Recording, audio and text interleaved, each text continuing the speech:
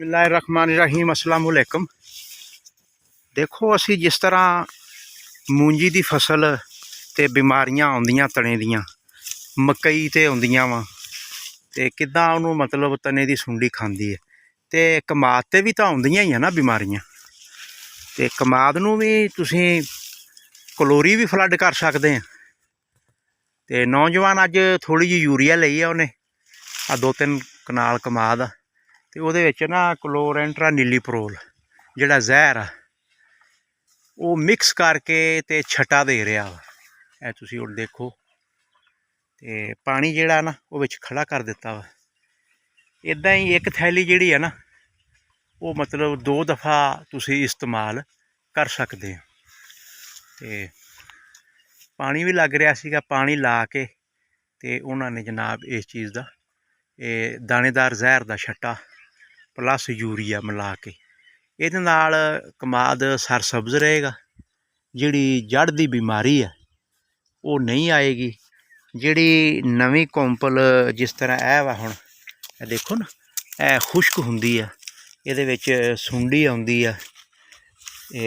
हुण मैं एक मिसाल देना कि ए ही तुसीं देख लो, ए देखो ए जदों असीं पट्टांगे ना ते ए वेखो ए मसला जिहड़ा डिसकनैक्ट हो जांदा वा तणे दी सुंडी नाल। इदां डिसकनैक्ट हो के ते तुहाडी जिहड़ी कमाद दी फसल आ वो बेकार हो जाएगी। अगर तुसीं चाहते आ कि आ मसला पैदा ना होवे ते फिर तुसीं इसनूं क्लोरीपायरीफास ते दूसरा क्लोरेंट्रा नीलीप्रोल इसका जिहड़ा जहर है ना ये बिल्कुल दानेदार जहर का छट्टा भी करो और क्लोरी नूं फ्लड भी करो तो फिर इंशाअल्लाह ताला ये पुख्ता हुंदे तक ये मामलात जिहड़े आ वो पेश नहीं आउणगे।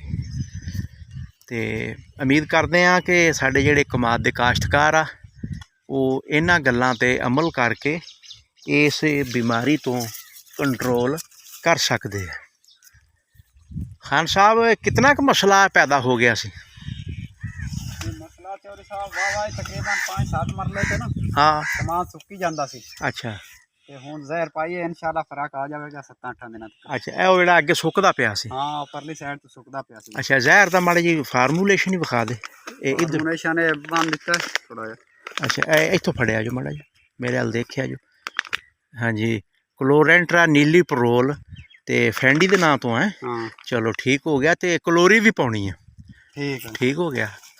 तो लो जी इंशाअल्लाह ताला इन्हां गल्लां ते तुसीं अमल करके कमाद की अच्छी और भरपूर पैदावार लै सकते हैं।